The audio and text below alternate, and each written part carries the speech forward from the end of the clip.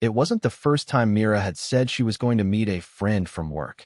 I didn't think much of it the first dozen times. She worked in a fast-paced advertising agency, and I always assumed these work dinners were just that, dinners with colleagues. Sometimes I'd joke about the late nights, but never in a way that raised suspicion. Trust was easy when you had it. And I had it. At least, that's what I thought. But this time, something felt different. Mira had been distant the past few weeks. Nothing overt, but little things. Less conversation. Shorter responses. More time spent on her phone, staring at it like it was her lifeline. There was an air of secrecy around her lately. Not the kind of secrecy you get when someone's planning a surprise, but the kind you feel when something's being hidden. The night she left, I knew something was wrong. Mira told me she was going to see Lucas, her friend from work, again. She'd mentioned him a few times before, but never in detail. And this time, she didn't even ask if I minded. She just said, "I'll be back late," with a casual shrug, as if she wasn't really interested in my response. That's when the thought crossed my mind, the one I'd been pushing away for weeks. What if she wasn't just going to dinner? What if something else was going on? I tried to shake it off, but the nagging feeling wouldn't leave. I could hear the little voice in my head, whispering that I was being paranoid. Mira loved me, I thought. She had no reason to lie. But what if she did? That evening, I didn't just sit back and wait. I decided to take action, not in the way I'd seen in movies, not in a dramatic confrontation, but in a way that would give me answers. I wasn't just going to follow her. No, I was going to disappear. The idea came to me in a flash. If Mira wanted to keep secrets from me, then fine. I wouldn't make it easy for her. I would disappear for a while. Not in some petty, dramatic way. No big announcements. No leaving a note. Just leave. I needed to know the truth about what was happening with her, and the only way I could figure that out was if I wasn't around to cloud her decisions. Maybe it would give her the space she needed to let her guard down. Maybe it would show me whether the story she was telling me was true. If she could act like I wasn't there, maybe it would be the moment I could see who she really was. I didn't pack a suitcase. I didn't tell anyone where I was going. I just grabbed a bag, threw some clothes in it, and left. It wasn't until I was driving down the highway that I realized what I had just done. I was running away, not from her, but from the man I had become. I had spent so much time trying to understand her actions that I had lost sight of my own. The man who trusted her unconditionally, who had built a life together. He was gone, replaced by someone who wasn't sure if he even knew her anymore. I wasn't sure where I was going. I wasn't even sure how long I'd be gone. All I knew was that I needed to get out, clear my head, and let things play out. If she really wanted space, if she wanted freedom, then I was going to give it to her in the most extreme way possible. That night, I found a small, rundown motel on the outskirts of town. The kind of place that had flickering neon lights and the smell of stale cigarettes in the air. It wasn't the kind of place I'd usually stay, but it felt right. It felt like a clean break from everything. My life, my marriage, the lies.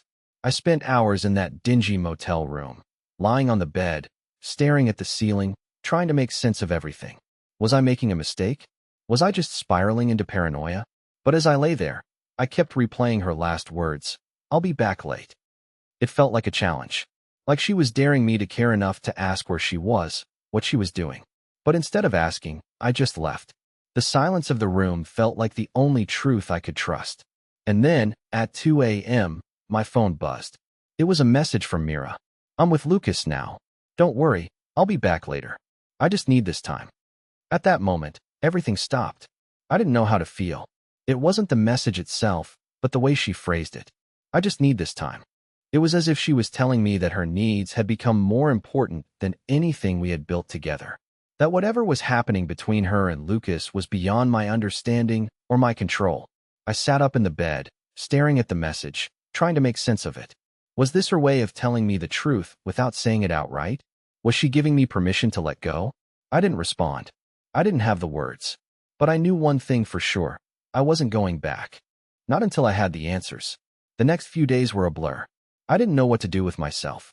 I didn't know where Mira was or what she was doing. I couldn't even picture her face without feeling like I was looking at a stranger. It wasn't just the idea of her being with Lucas that unsettled me. It was the fact that she was already moving forward. She didn't need to explain herself to me anymore.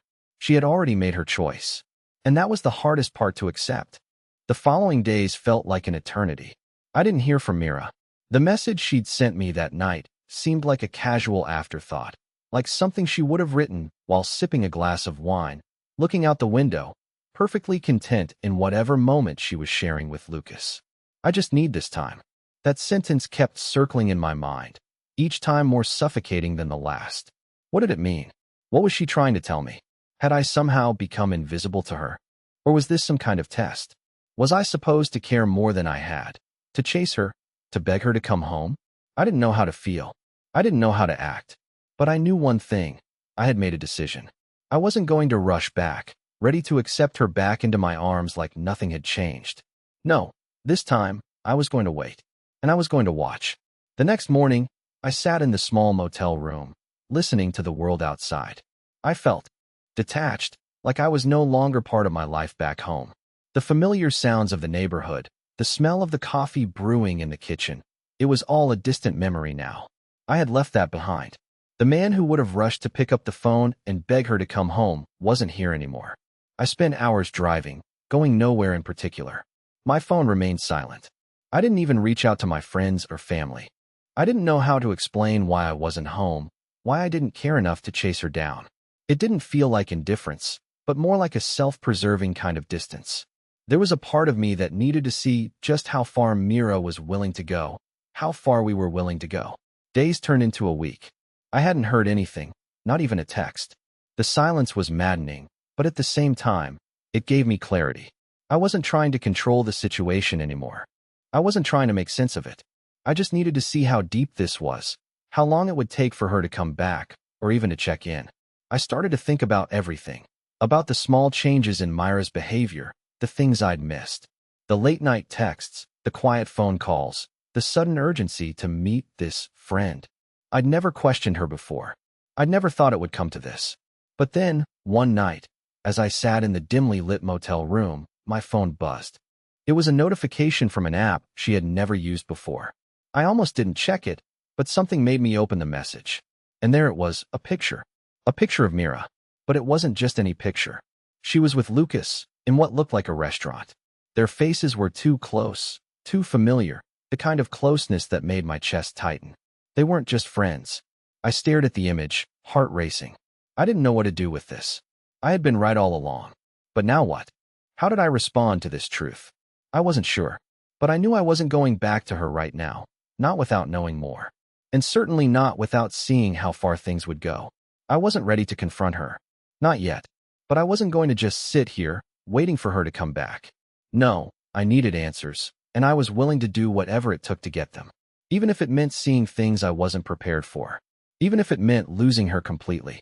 For the first time since I left, I finally felt like I was in control again. The question now was, how much further would I go to get the answers I needed? And how much more of the truth would I be able to handle? The next few days were filled with nothing but restless wandering. My phone had remained silent, as though Mira had forgotten I even existed. That image of her with Lucas replayed in my mind every time I closed my eyes. The closeness between them was undeniable. She wasn't just with a friend, as she had claimed. This was something more. Something secret. I found myself obsessed with the details. The way Lucas stood so close to her, the way they laughed together, the way her hand lingered near his. It all pointed to one thing. Mira wasn't just hiding something from me. She was hiding the truth of who she had become. And that realization hit me harder than I expected. But I still wasn't ready to confront her. Not yet. I needed more. The uncertainty was eating at me, but I couldn't just go back and pretend everything was okay. I wasn't sure if I could ever look at her the same way again, not after seeing that picture. And yet, the desire for answers, for clarity, gnawed at me every single day. I knew I couldn't stay in the motel forever, waiting for her to call or return. But I also couldn't bring myself to go back home. Not while I wasn't sure who Mira really was anymore. And that's when I came up with a plan. I wasn't just going to wait and watch from a distance. No, I was going to get close to the truth. I decided to follow them. I needed to see how far their relationship had gone. What if I showed up at one of their meetings, uninvited? What if I could witness the reality of their interactions firsthand? So, I spent the next few days tracking Mira's routine. I took note of her usual places, the times she went out, the things she said. It was all a bit invasive, but it felt necessary. She wasn't giving me answers, so I had to take matters into my own hands.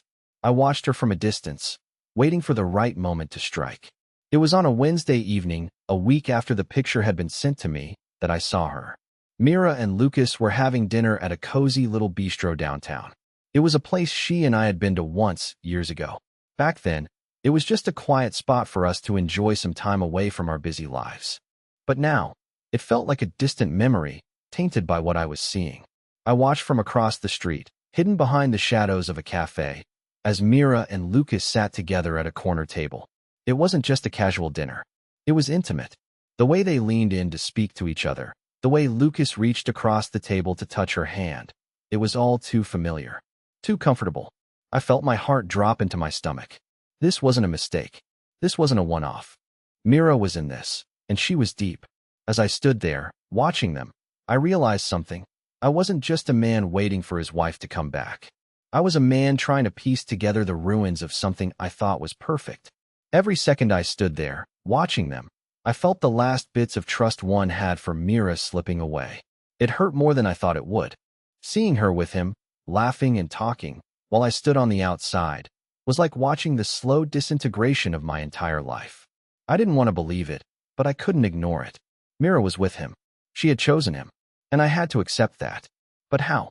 How could I go back to the life we once had when everything felt so broken now? I stood there for what felt like hours, but in reality, it had only been a few minutes. It was a scene I couldn't unsee, a moment I couldn't forget. I wasn't sure what to do next. I didn't know if I should confront her, if I should walk away, or if I should just let things play out. But for the first time in a long while, I felt completely out of control.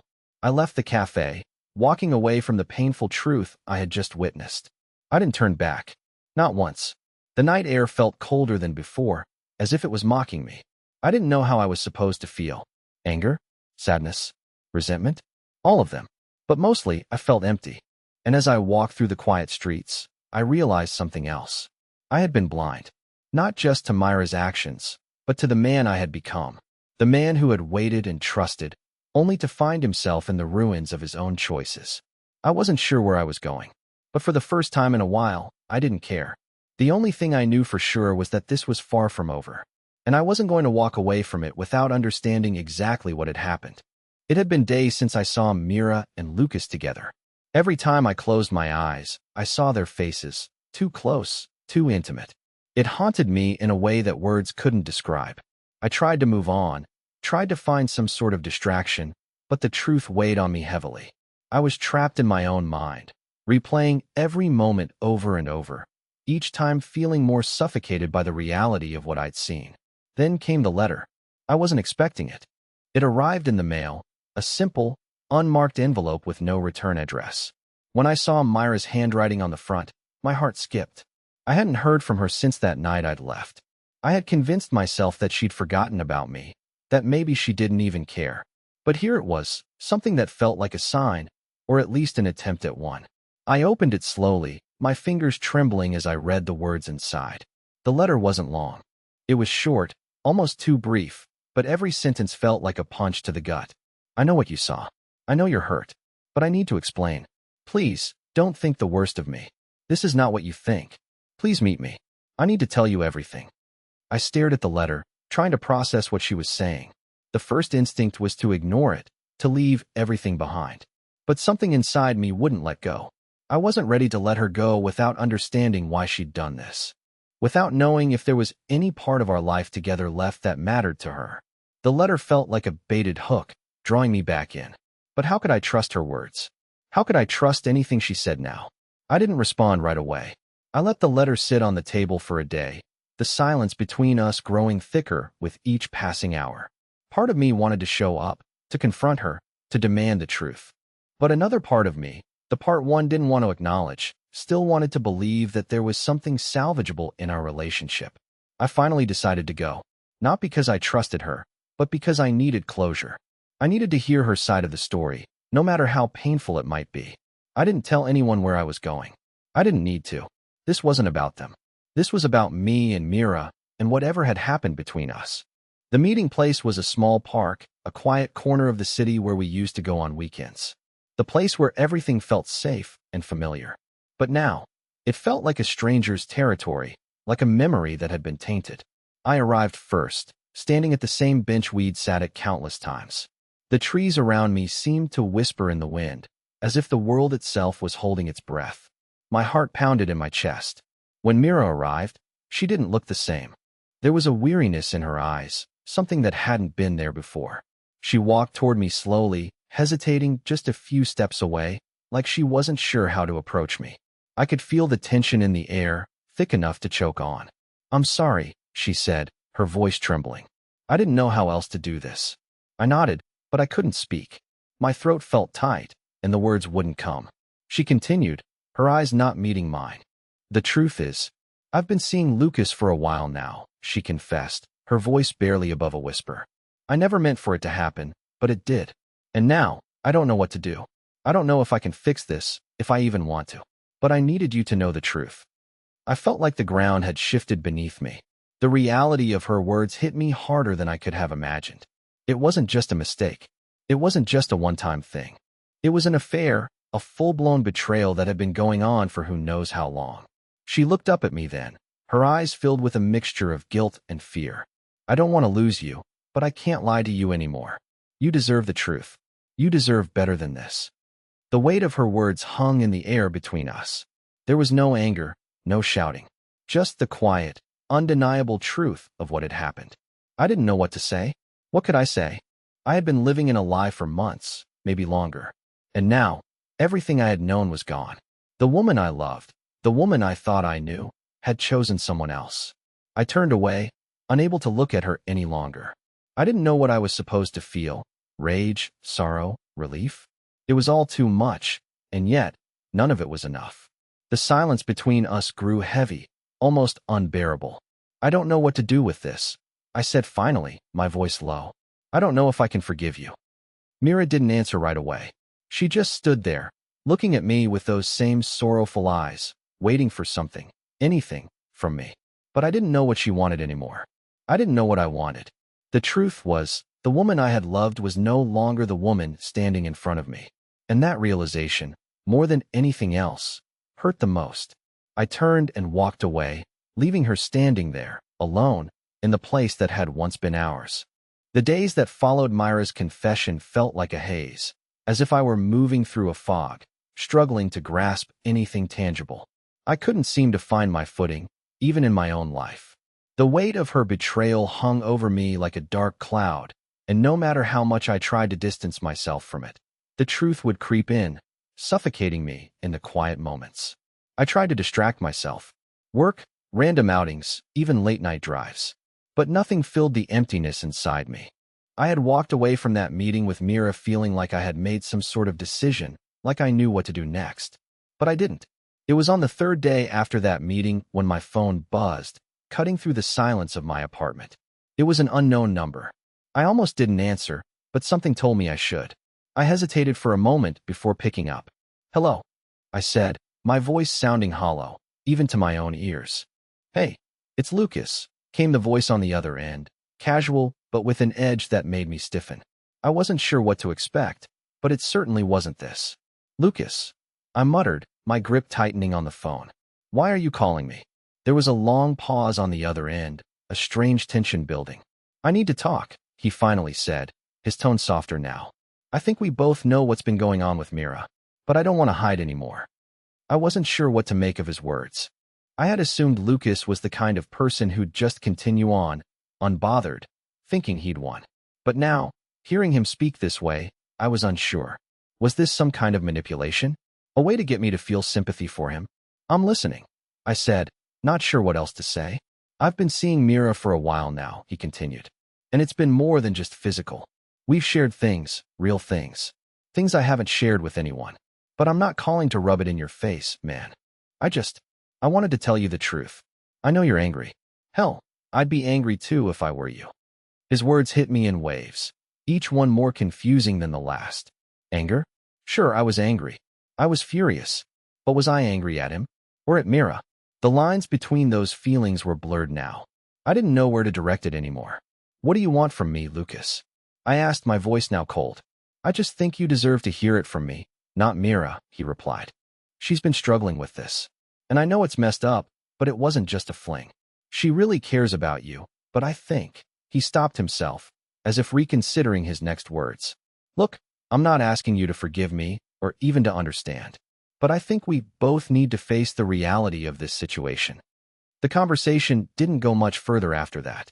Lucas seemed to realize that his words weren't helping, that no matter how he justified it, it wouldn't change what had happened. The betrayal, the lies. He ended the call without giving me a chance to speak. I sat there, stunned by the suddenness of it all. I never thought Lucas would reach out to me, let alone attempt some kind of honest conversation. It didn't make me feel better. It didn't make anything clearer. If anything, it just added another layer of confusion to the mess that had already taken over my life.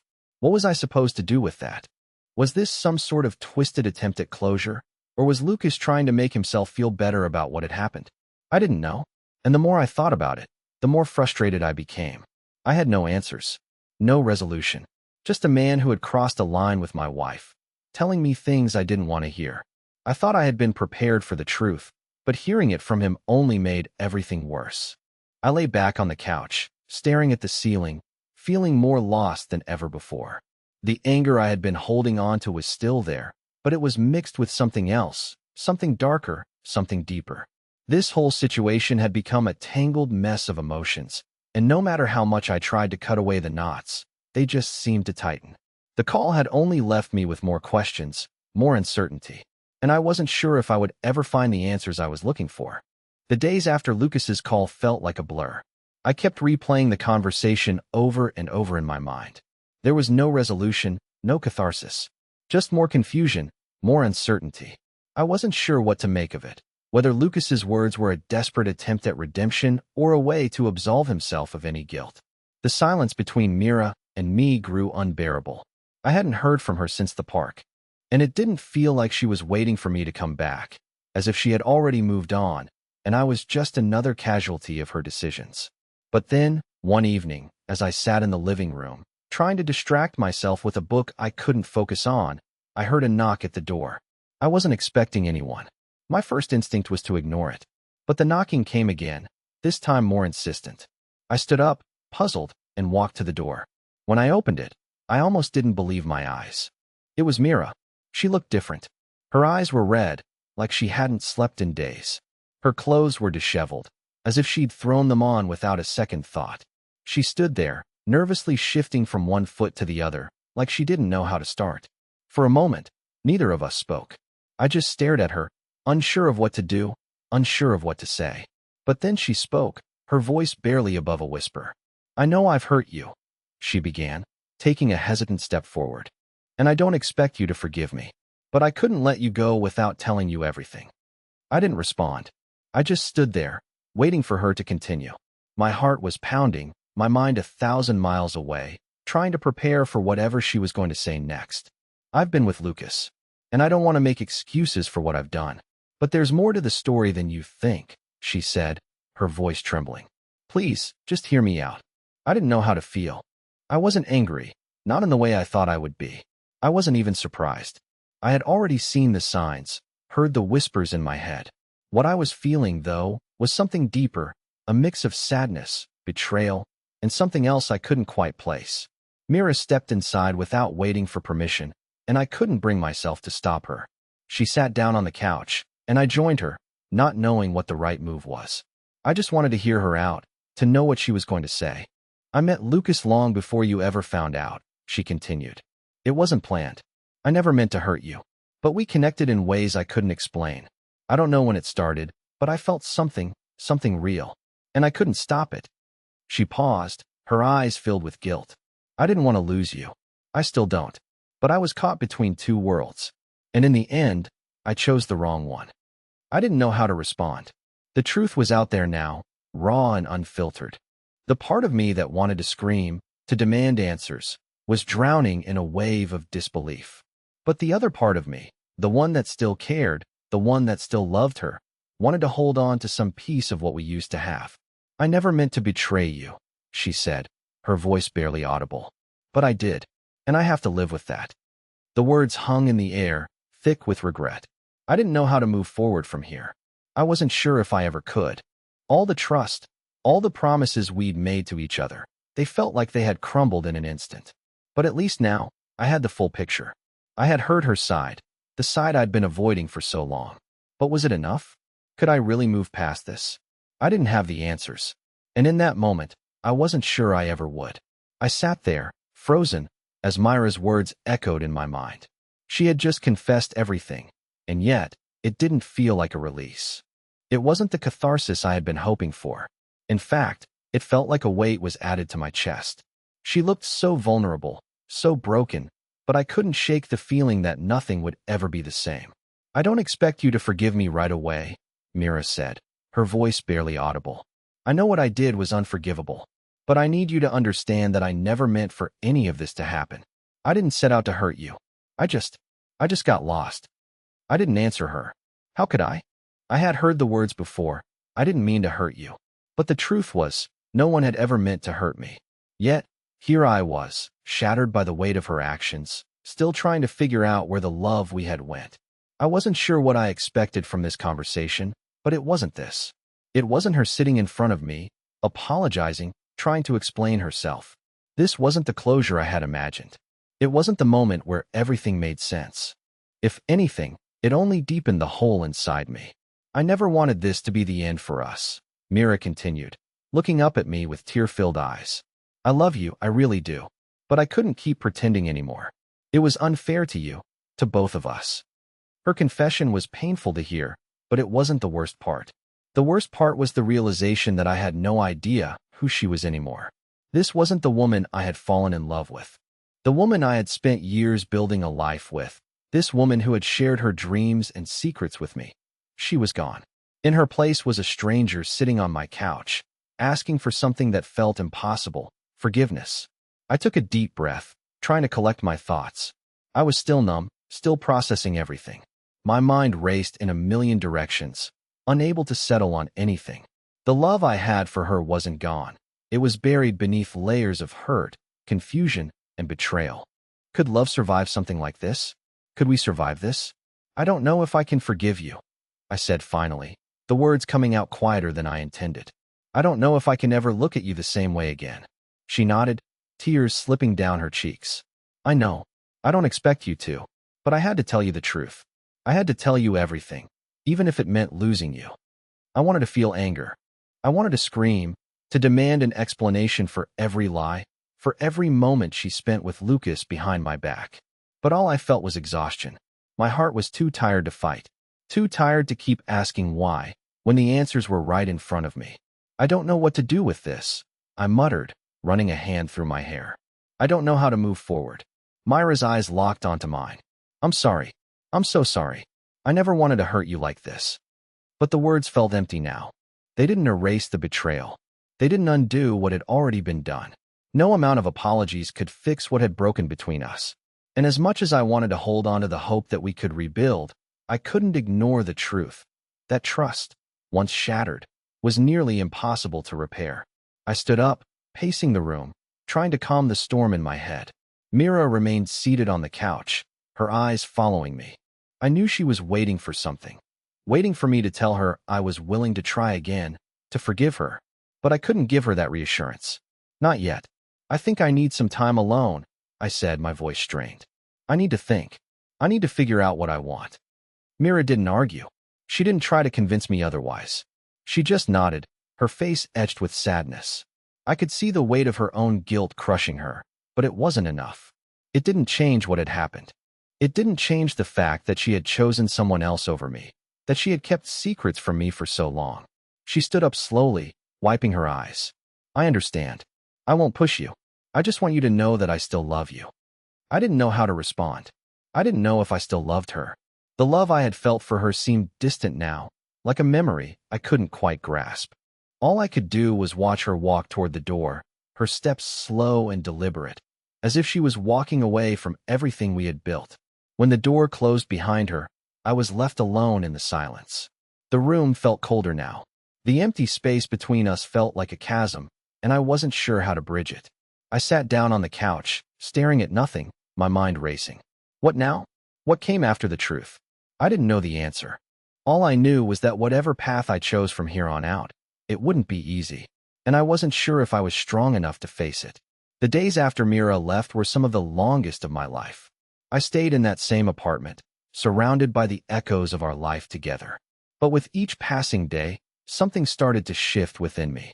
The hurt, while still present, wasn't consuming me anymore. The weight of her betrayal was heavy, but I was beginning to see a way out of the darkness. I was starting to realize that I could heal, even if it meant moving on without her. I kept my distance from her, not responding to her messages or calls. Mira had broken my trust, and I needed time to understand what kind of future I could have without her in it. The more time I spent alone, the more clarity I gained. I wasn't the man I used to be, someone willing to swallow the pain and forgive just for the sake of keeping the peace. I had been broken, yes, but I was starting to rebuild myself from the ground up. I wasn't going to let her destroy who I was. Then, one day, a message came through. But this time, it wasn't from Mira. It was from Lucas. The text was short, just a few words that caught my attention. I made a huge mistake. I've left Mira. She's not the woman I thought she was. I thought I could control things, but I can't. She doesn't deserve you. And I'm sorry for everything. I stared at the phone screen, reading the message over and over. My first reaction wasn't relief. It wasn't joy. It was a strange sense of vindication. I had no desire to get back with Mira, but hearing that Lucas, of all people, had realized the truth about her felt oddly satisfying. He had been part of her deception, but now, here he was, caught in the mess she had created. I sat there for a long time, processing what I was reading. I wanted to reply, but I didn't need to. His apology felt like a small victory in itself. The karma that Mira thought she could avoid was now staring her in the face. A few weeks later, I ran into Mira at a coffee shop. It was a casual encounter, one that I hadn't anticipated. She looked the same, except now, there was a sadness in her eyes that I hadn't seen before. She approached me hesitantly, unsure of how I'd react. She looked worn out, like the weight of her decisions was finally catching up to her. "I never wanted this for us," she said softly. "I never wanted to hurt you. I've been trying to fix things, but nothing feels right anymore. I miss us." I felt a mix of emotions, but none of them were what I thought I'd feel. There was no anger, no resentment. Just acceptance. Mira had made her choice, and she had to live with the consequences. "You made your choice, Mira," I said, my voice calm, steady. "And I've made mine. I'm not going back to what we were. I'm not the same person anymore. And neither are you.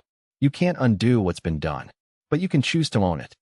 She nodded, her face a mix of regret and resignation.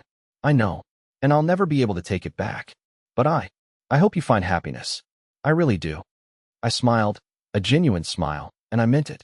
I had no ill will toward her anymore. I had forgiven her, not for her sake, but for mine. I had learned that forgiveness didn't mean going back to the past. It meant releasing myself from the chains she had put around me. "I'll be okay," I said, my heart lighter than it had been in months. "And I think you will be too." As I walked away from the coffee shop, a sense of peace washed over me. I had come through the other side of this storm stronger, wiser, and more certain of who I was.